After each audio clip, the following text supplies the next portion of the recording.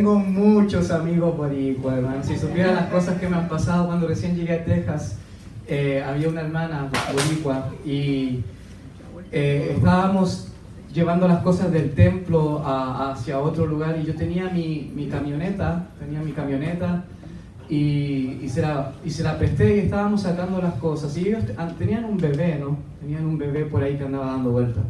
Entonces yo tenía que venir a buscar la mesa y le pregunto, ¿y dónde está la mesa? Y Frances, que era la hermana boricua, me dice, bueno, está arriba de la guagua.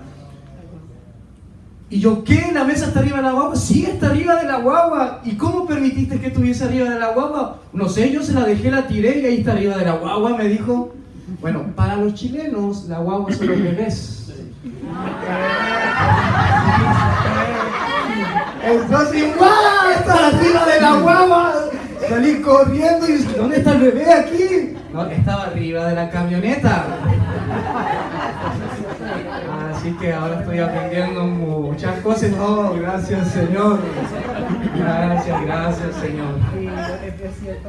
Vamos entonces a seguir con las crisis. Y quiero invitarle a que podamos reflexionar en esta mañana acerca de cómo yo puedo ministrar a una persona que ha vivido experiencias de crisis traumáticas, momentos difíciles, huracanes, pérdidas, terremotos, tsunamis. ¿Cómo yo puedo ministrar a una persona que perdió un hijo? ¿Cómo yo puedo ministrar a una persona que está viviendo violencia familiar, que está con intentos de suicidio, que tiene crisis de pánico, que vive en depresión, cuando yo mismo estoy experimentando todo eso? Cuando yo mismo estoy sufriendo, cuando yo mismo estoy pasando momentos difíciles en mi vida. ¿Cómo puedo animar a otros a causa del huracán porque tiene temor de que pueda venir otro o que va a perder todo de nuevo, cuando yo mismo tengo el temor? ¿Cómo yo puedo ministrar a una persona con depresión cuando yo tengo depresión? Cuando yo estoy triste, cuando yo siento amargura en mi corazón. Cosas que no compartimos mucho. ¿Sabe por qué? Porque hay un tabú en la iglesia cristiana. ¿Y cuál es ese tabú? De que todos tenemos que estar bien porque Dios está con nosotros. Amén. Pero no enfrentamos de que a pesar de que somos cristianos, líderes, pastores, también sufrimos. También vivimos momentos difíciles. También vivimos momentos de quebranto en nuestro corazón. Y eso, hermanos amados, no lo hablamos, eso no lo dialogamos, porque pareciera ser que si tú pasas un momento difícil es porque tienes problemas espirituales. Es porque, hermano, necesitas orar más. Hermano, necesitas ayunar más. Hermano, tu fe está muy baja. Hermano, necesitas confiar más en la palabra.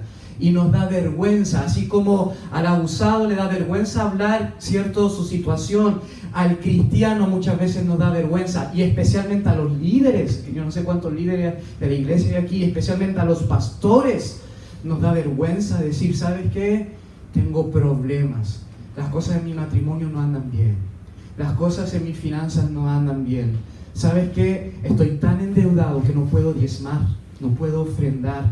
¿Sabes qué? Tengo crisis de pánico. Eso no lo compartimos porque en el mundo cristiano ese tabú es demasiado fuerte. Y con todo esto de la teología de la prosperidad, de que si tú estás bien con Dios, Dios te va a prosperar y te va a dar casas y te va a dar autos, nosotros confundimos eso y nos damos cuenta de que muchas veces estamos experimentando dolores, estamos experimentando momentos difíciles y pensamos, wow, es porque algo malo está conmigo. Yo conocí a una sierva de Dios que hasta el último momento de su vida, que falleció de cáncer, que se murió de cáncer, pensando de que Dios no la sanó porque ella había pecado contra Él y porque había tenido una vida espiritual muy, pero muy baja. Y ella se fue con esa tristeza en su corazón. Conozco pastores, hermanos, con depresión. Conozco líderes con crisis de pánico. Conozco personas, una mentora que yo tuve cuando tenía 15 años, líder de los jóvenes, que se suicidó. se colgó en su casa. Conozco pastores en los Estados Unidos que se están suicidando. La presión es tan grande, es tan grande. Entonces, esto es, el quebranto es a todo nivel. El problema es cómo yo, que estoy experimentando eso, puedo ser de bendición para otra persona. Y es triste porque si nosotros no entendemos lo que dice la palabra, vamos a vivir una vida espiritual y emocional como cristianos miserables, hermanos. Y ayer hablamos sobre la mala interpretación que hacíamos de la Biblia, ¿se acuerdan? Cuando decíamos, no, Dios castigó a Puerto Rico porque hay mucho pecado y por eso trajo el huracán. Y hay gente que dijo eso. Hay gente que dice, no, y Dios va a traer algo peor para sacar a todos los pecadores de la isla. Hay gente que dijo eso, hay gente que habla sobre un Dios cruel, un Dios sangriento. No es que tú tienes cáncer, que tú estás enfermo del corazón porque tú hiciste algo y hay pecados que no has confesado. Y todo eso basado, como lo dijimos ayer, en bases bíblicas del Antiguo Testamento, que obviamente es una base para la teología y el desarrollo del pensamiento cristiano del Nuevo Testamento, pero que no es el total de la interpretación bíblica. Por eso que muchas veces nosotros sufrimos como cristianos, y discúlpenme la palabra, porque somos ignorantes de lo que la Biblia dice. ¿Me permiten la palabra? No sabemos lo que dice la palabra, y si lo sabemos, no, eso dice el versículo bíblico, lo interpretamos mal. Lo interpretamos mal. Como decía hoy anoche, ¿cuánta gente que acepta el abuso simplemente porque la palabra dice que la mujer debe estar sujeta a su marido? ¿Cuál es el contexto de ese texto bíblico? ¿Qué es lo que quiso decir el apóstol Pablo? No lo pensamos. Así que hoy yo vengo a hablarles desde la Biblia, como teólogo, como pensador, si se puede decir así. No soy ningún experto en psicología ni en terapia, sino que vengo a hablarles desde la palabra del Señor, que para mí es la fuente de cualquier cosa. Amén. Amén. Vamos entonces a ver esto en tres niveles. Vamos a verlo en tres niveles. En la crisis natural que el cristiano, el líder, el pastor vive, en las crisis inducidas y en las crisis voluntarias. Y hablamos anoche un poquito de eso y César estuvo hablando de esto ahora y quiero agradecer a César por lo que hizo hoy día. Usted sabe que es difícil estar aquí adelante, pero él en la mañana se sentía muy mal. Ha tenido problemas del estómago, los pastores estaban tratando de convencerlo, no hagas eso, tómate tu tiempo, descansa, deja a Olga y a Henry, pero él quiso hacerlo. Y yo le doy gracias a César, le doy gracias al Señor porque lo fortaleció. Amén. Amén. Amén. Pero se da cuenta, él estando enfermo, herido en su situación, tiene que ministrar a otros. ¿Se da cuenta de eso? ¿Cuántas veces el pastor con el corazón roto ha tenido que predicar el domingo? Pero con el corazón roto, hermanos. Claro que sí. Entonces, pero vamos a hablar también de esas crisis voluntarias que nosotros mismos sembramos. Ok, vamos entonces en esto de las situaciones que no podemos manejar, a las enfermedades. A las enfermedades. ¿Cuántos cristianos han pensado de que tu enfermedad es producto de tu fe? ¿Y cuántos cristianos han pensado de que es la obligación de que Dios te sane? Y muchas veces Dios sana. A mí Dios me ha sanado. Hay gente que ha experimentado la sanidad de Dios. Pero ¿qué pasa con aquellos que Dios no ha sanado? ¿Dios lo amó menos? ¿Dios no tenía propósitos con él? Usted sabe que el apóstol Pablo, que incluso dice el texto de Hechos, de que incluso hasta la sombra de los apóstoles sanaba. El apóstol Pablo estaba enfermo.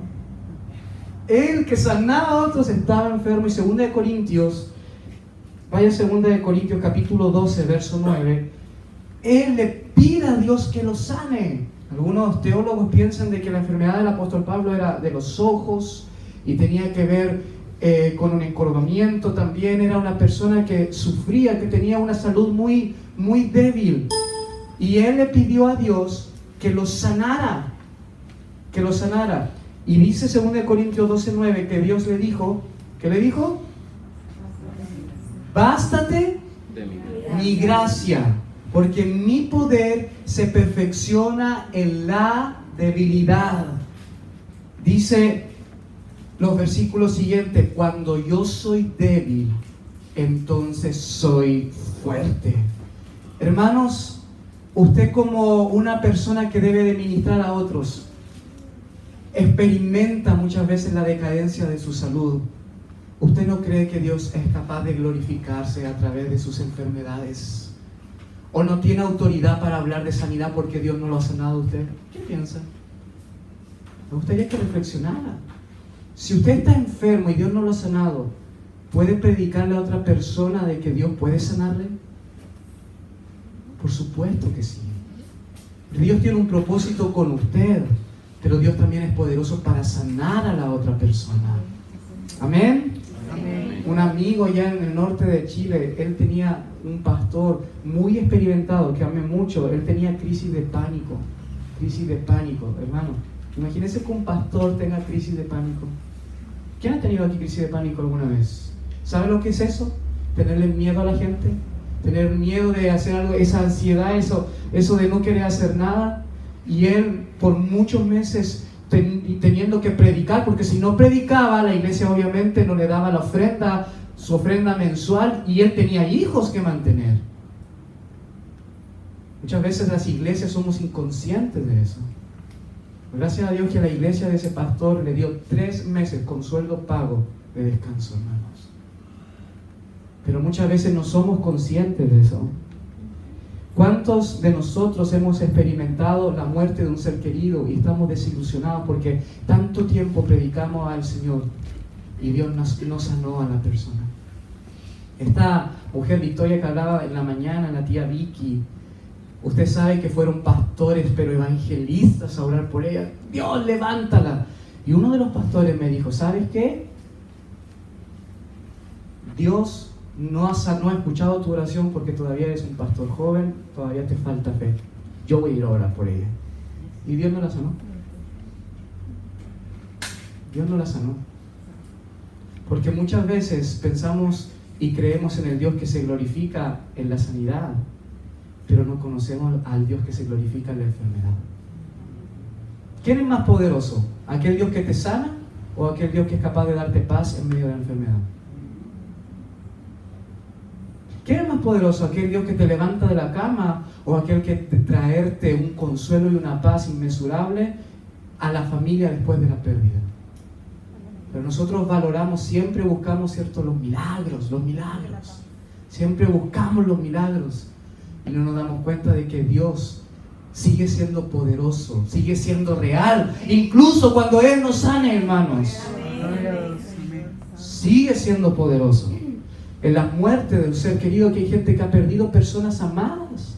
¿Dónde estuvo Dios? Lo contestábamos ayer. En el mismo lugar cuando su hijo estaba muriendo en la cruz y no intervino. ¿Por qué? Porque Él tenía un propósito mayor. Desconocido para los apóstoles, desconocido para la gente, pero después se reveló que fue la salvación de todo el mundo. La persona que hoy muere, que amamos y se nos rompe el corazón, hermanos. Dios tiene propósitos, pero el problema es que nosotros los cristianos, siendo cristianos, pensamos que la muerte es el final de todas las cosas, pensamos que la muerte es una maldición, pensamos que la muerte, cuando no es así. Dice el apóstol Pablo en 1 Corintios capítulo 15, y lo vamos a hablar más adelante, de que la muerte se transforma en victoria. El problema es que incluso hasta los cristianos le tenemos miedo a la muerte, hermanos. Usted dice, lo que está hablando el hermano Henry. No, hermanos, a mí me declararon cáncer a los 29 años y le digo algo, yo tenía miedo de morir y era pastor y le tenía miedo a la muerte. Y me recuerdo cuando botaba mucha sangre, mi estómago estaba muy mal. Me acuerdo que Ariel me acompañó el yerno de Olga, el pastor Ariel, me acompañó a mi tratamiento que me hice. Y yo llegué a un estado de ansiedad tan grande que decía, Señor, ¿cómo es posible que yo te llevo de jovencito predicando, de los 16 años, casi 13 años predicando un Dios vivo, un real, y tengo miedo a la muerte? ¿Está bien que un pastor confiese eso, hermanos? ¿O me encuentre que soy poco espiritual? Si encuentra que soy poco espiritual, vea el texto y Jesús dijo, estoy triste hasta la muerte. Jesucristo sudó sangre la noche de Jesús. Y le dije al Señor, Señor, hágase tu voluntad. Y sabes que Dios comenzó a darme una paz tan inmensa, yo lo único que empezaba era orar por mi esposa para que Dios estuviese a su lado. Acepté mi situación, le entregué al Señor, después tenía una paz, una calma, hermano, ya había perdido un montón de peso. Y en el último examen, el doctor dijo, no sé lo que pasó con lo que había ahí, pero ahora ya no hay nada. Amén. Pero le puedo decir algo, y no se ofenda. Yo vi más el poder de Dios en la paz que me dio que en la sanidad que me dio.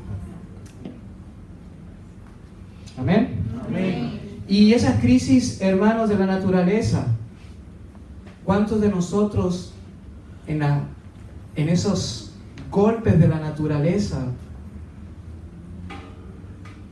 no sabemos por qué pasan las cosas? Y hablábamos ayer de que Dios permite con un propósito. Pero nosotros debemos aprender a tener esa paz. ¿Cuántos de ustedes, me imagino, que tenían que ir a visitar a otra gente que estaba sufriendo? Pero ustedes estaban sufriendo. Ustedes no tenían agua, ustedes no tenían power, electricidad, ustedes no tenían muchas cosas, pero ustedes tenían que administrarlos. Porque Dios se glorifica con eso, hermano. No podemos hablar de esperanza a otros cuando nosotros no hemos experimentado la esperanza. ¿Me sigue? Dígame. Amén. Nosotros tenemos que vivir el quebranto. Tenemos que vivir la desgracia, tenemos que vivir la ansiedad para que nuestro testimonio sea poderoso y sea usado en el Espíritu de Dios. Pero nosotros debemos de vivirlo.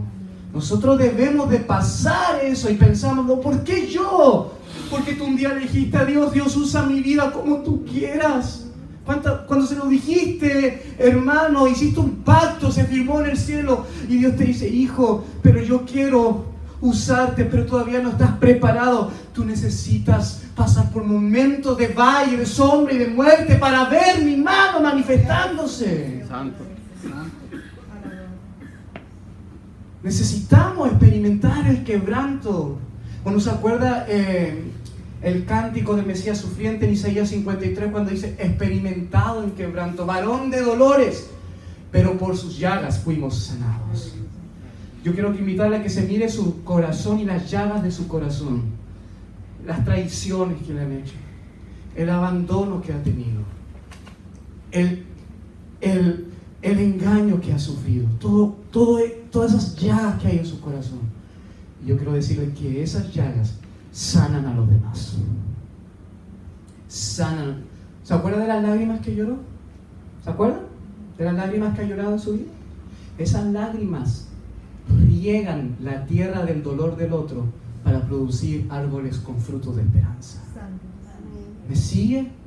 Sus lágrimas riegan la tierra de aquel que está sufriendo para dar frutos de esperanza. Ahora, el Salmo 46:2 dice, por tanto, la palabra, no temeremos aunque la tierra sufra cambios y aunque los montes se deslicen al fondo de los mares. La segunda son las crisis inducidas, como, hermanos, el dolor que sufrimos porque otros nos dieron dolor. Y esto es terrible, porque hay gente que dice, ¿por qué Dios no hizo nada cuando me abusaron cuando era pequeña? ¿Por qué Dios no hizo nada cuando mi padre me maltrató? ¿Por qué Dios no hizo nada? Yo te lo digo, yo experimenté. Yo me recuerdo que mi padrastro, hermano, me daba, A ver, ¿cómo dicen los boricuas? ¿Pelas? ¿Pelas? Ah, estoy aprendiendo boricua. Muy bien, muy bien. Me daba unas pelas, hermanos. Y a los 14, 15 años yo, ¿dónde Dios estuvo ahí? ¿Dónde? ¿Dónde? Ahora, ¿fue culpa de Dios? Usted sabe que Dios en su amor le ha dado libre albedrío al hombre, a las personas. ¿Usted sabe eso? Las decisiones que toma la gente pueden dañar a otras personas. Las decisiones que toma usted dañan a otra gente. Nuestras decisiones muchas veces nos dejan que el reino de Dios se establezca. Hablábamos delante con César de toda la comida que se bota en Estados Unidos, un 40%, me hablaba, toda la comida, buena comida. Usted sabe que esa comida es capaz de alimentar a África. Y decimos, ¿y por qué Dios no envía comida? ¿Por qué si Dios existe hay niños muriendo de hambre en África? Es porque hay cristianos que gastan $200, $300 en un almuerzo, un domingo, y no hacen nada. ¿Por qué Dios no hace nada? Porque su pueblo no hace nada. Entonces siempre decimos, ¿por qué Dios? Es el pueblo muchas veces que nos da a conocer a Dios. Entonces en estas muertes, crímenes, finanzas que otros nos otorgan, podemos encontrar un versículo maravilloso que está en la siguiente, en Romanos 8:28, que muchas veces ese verso lo interpretamos tan mal porque no leemos lo que sigue después. Porque dice, oh bueno, a los que aman a Dios todas las cosas les ayudan a bien. Hermano, no es así.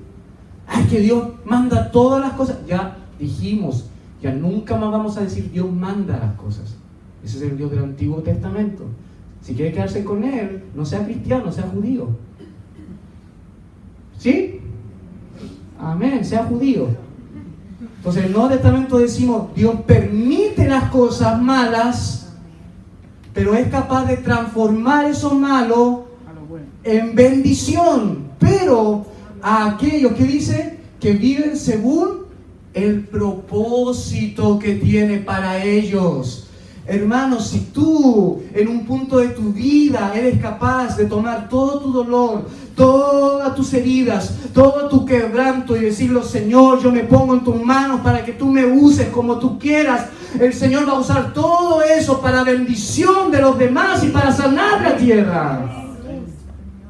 Si no lo haces, todo ese dolor y todo ese quebranto se va a transformar en una maldición de tu vida, que te va a llenar de amargura, de crisis, de pánico, que te va a envenenar por dentro. Pero cuando tú eres capaz de decirle, Señor, te doy las gracias porque sé que no enviaste todo ese dolor, pero cuando yo lo estaba experimentando, tú estuviste conmigo, incluso cuando yo no lo sabía. Pero Señor, hoy te pido que tomes todo eso y lo uses, aleluya, para tu gloria, para tu honra.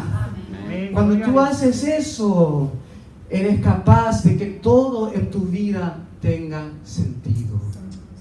Todo tenga sentido, hermanos.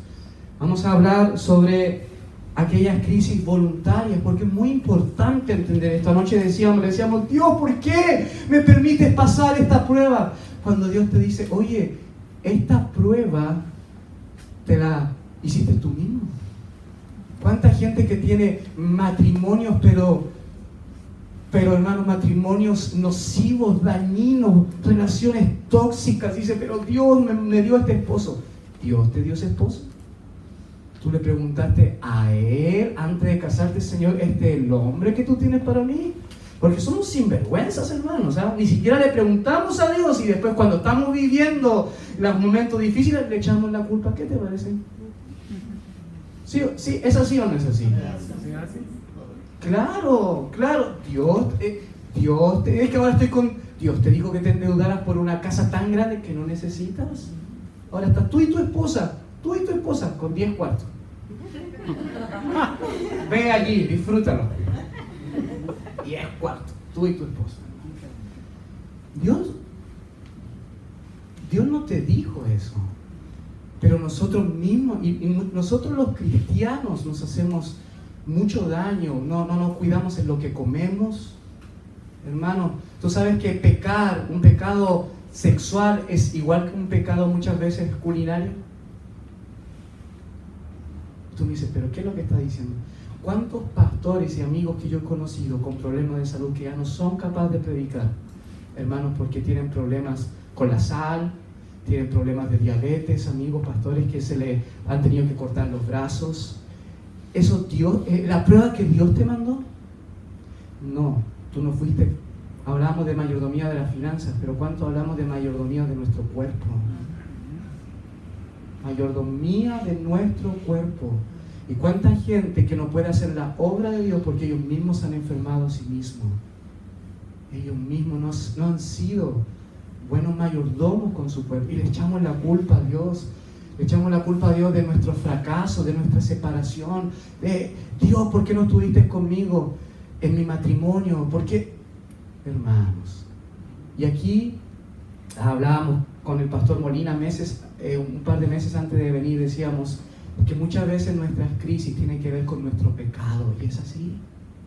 ¿Recuerda lo que hablábamos anoche de la visión nueva en el Nuevo Testamento que nos dio el apóstol Pablo, de que lo que sembramos cosechamos? Pero ¿sabe qué? Hay un texto tan maravilloso en 1 Juan 1:9, que ahí también está en la diapositiva. 1 Juan 1:9, que dice, oh, esto es maravilloso. Y yo cierro los ojos porque, hermanos, me he equivocado tanto en mi vida.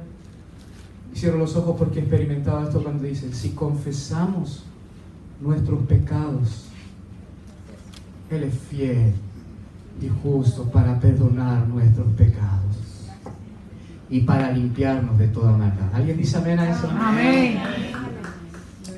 Y tú sabes que la palabra pecado en griego viene de harmatía, que significa errar el blanco. Tenía esa visión, ¿cierto?, de aquellos arqueros que entrenaban, y cada vez que entrenaban y no le daban al tablero, al blanco, alguien decía, oh, pecaste. Esa era la terminología. Oh, no le diste al tablero, pecaste. Es decir, no le apuntaste a la dirección que deberías apuntar. Entonces, cuando la palabra pecado se tradujo desde el griego, ¿cierto?, en el Antiguo Testamento, la Septuaginta y el Nuevo Testamento, ese es el tema. Tú no acertaste, no le diste al blanco en tu vida, te equivocaste, y ese es el pecado. Muchas veces nos incomoda la palabra porque no conocemos su terminología, pensamos pecado, todo lo, moralismo, sexualidad. El pecado es cuando tú te equivocas, cuando tienes que ir por un lado y te vas en el otro, pecaste. Eso es, te equivocaste. Y Dios es capaz de transformar todos esos errores que hemos cometido, tornarlos para bien y usarlos para su gloria. Pero primero debemos de arrepentirnos. Dice, si confesamos, debemos de arrepentirnos, hermanos. Entonces, para finalizar, ¿cómo tú puedes ministrar a una persona siendo tú mismo herido? Siendo tú mismo quebrantado. Yo quiero invitarles a que hablemos de Jesús, Jesús es nuestro espejo. Y puse 7 cosas del quebranto que Jesús tuvo. ¿Usted sabe que Jesús lloró? Claro que lloró. ¿Usted sabe que Jesús se cansaba? Dice Juan 4:6, Jesús, cansado del camino, ¿cierto?, le pidió de beber agua a la mujer samaritana. ¿Usted sabe que Jesús no tenía casa? ¿Sabía eso? No tenía propiedad, Jesús no tenía casa. Y usted dice, ay, qué bueno, yo tampoco. Pero en ese tiempo, la persona que no tenía propiedad, hermano, no existía. La propiedad dignificaba a la persona, la hacía tener un derecho en la sociedad. Jesús no tenía. Y muchos piensan de porque se consideraba en su sociedad de que era un hijo ilegítimo. Por lo tanto, no podía ser el heredero de José. Hay un teólogo que se llama Javier Picasa, un español, que habla en su libro Jesús, que dice que en el tiempo del Señor Jesús se pensaba de que Jesús no había sido hijo legítimo del matrimonio, obviamente porque usted sabe que siempre hay hombres y mujeres chismosas que dicen, oye, pero cuando se casó ya tenía barriga. Acuérdense que María se casa ya con 3 meses. Entonces, oye, ya tenía. Entonces ese pensamiento se fue desarrollando y se piensa de que Jesús era considerado un hijo ilegítimo, no heredero de las posesiones de José. Por lo tanto, no podía tener una propiedad, no tenía casa. Fue negado, fue traicionado, sufrió la muerte de su padre, sufrió el abandono de su familia, que la misma familia le dijo: usted está loco. La misma familia. Y lo que comenta al final, que dice, y sentía morirse. Cuando dice, yo ya no puedo más. Y yo he escuchado predicaciones y sermones y enseñanzas de gente, hermano, con depresión, con crisis de pánico tan poderosa. Yo digo, wow, Dios, ¿cómo tú te glorificas en la debilidad del otro? Conocí a una mujer que fue una de mis mentoras a los 14, 15 años, y ella, hermanos amados, cuando entregaba la palabra era tan poderoso, todos los jóvenes estaban. Pero ella se levantaba a las 3, 4 de la tarde, no tenía ganas de levantarse, andaba con pijama, sufría de obesidad mía, no sabía qué hacer con su vida. Pero cuando se paraba en ese púlpito era una mujer tan poderosa en Dios. Porque Dios usa, hermano, los débiles. Cuando tú tienes esa honestidad, esa capacidad de decir, ¿sabes qué, Señor? Aquí está mi vida. Entonces, yo quiero pedirle, por favor, la tercera parte no la voy a hacer por el tiempo, que era cómo ministrar a otros en momentos de crisis, pero solamente algunos takeaway, algunas cositas que podemos sacar, conclusiones. Hermano, si tú eres empático contigo mismo, por favor, sé empático con las personas que están ministrando. No les obligues a creer en Jesús. No les impongas el evangelio. Escúchalas. Estate con ellas. Muchas veces los cristianos somos tan arrogantes. Tenemos todas las respuestas. Sabemos cómo hasta con el color de calcetines que va a venir Jesús en su segunda venida. Lo sabemos todo. Sabemos el milenio, sabemos cierto el arrebatamiento aquí, acá, sabemos todos los días. Todo, lo sabemos todo. Y que la persona, y somos buenos apologetistas, pero no sabemos escuchar. No sabemos abrazar, no sabemos decirle, ¿sabes qué? A mí no me importa que vayas a la iglesia, a mí me importas tú. Porque en la generación que vivimos, los jóvenes, ellos quieren ver algo especial en ti. ¿Amén? Amén. Tú te conviertes en el rostro de Dios. Ahora, me gustaría invitar a un amigo que él experimentó una situación difícil y él, a pesar de experimentar una situación difícil, tuvo que ministrar. Y con este testimonio vamos a ir a finalizar esta parte, ¿ok? Porque este tema tenía que ver con eso, cómo yo puedo dar esperanza a otros cuando yo estoy con mi corazón quebrantado. Así que I would like to invite Vince to come here, and he's going to share with us his experience with the Katrina hurricane, and what he was experiencing. He has to share hope when he was suffering for a friend. Okay. Why don't you use it to translate? I'll speak loud enough in English. Okay. I grew up in New Orleans, Louisiana, where, Katrina, the eye of the storm hit. Yo crecí en New Orleans, donde Katrina vino y golpeó. And I had been away from New Orleans for 15 years when the hurricane hit. Y ya había salido de New Orleans ya más o menos por 15 años cuando el huracán vino. I'm a crisis chaplain that responds to disasters like those. Yo soy un capellán que está entrenado para responder a desastres como esos. But this one was very different because I was responding to a crisis in my home. Pero esto fue diferente porque tenía que ir a responder a una crisis que estaba pasando en mi casa. I was there working and doing death notifications. I mean, when you think about that, people die and somebody has to tell the family. Y yo estaba ahí en New Orleans haciendo las notificaciones de la gente que había muerto, y tú sabes que es difícil poder decir a la familia que su familia ha muerto, sus familiares han muerto. And you can remember when the chaos of the storm, you don't know where your loved ones are, and they gave you a number to call to try to find them. Tú sabes que muchas veces cuando vienen estas catástrofes, tú no sabes dónde localizar a tus familias perdidas, y te dan un número para si saben algo y te avisen si lo encuentran. The 1-800 missing person number. ¿One? 1-800 missing. Oh, That wow. was the number. 1800 personas perdidas. And so there were 50 chaplains. We were on the other side when you called. So, habíamos 50 capellanes en el otro lado cuando ellos llamaban. I would have a list of names of people who we knew or were reasonably certain that we knew who they were that had died. Teníamos una lista de que sabíamos con seguridad de las personas que habían muerto.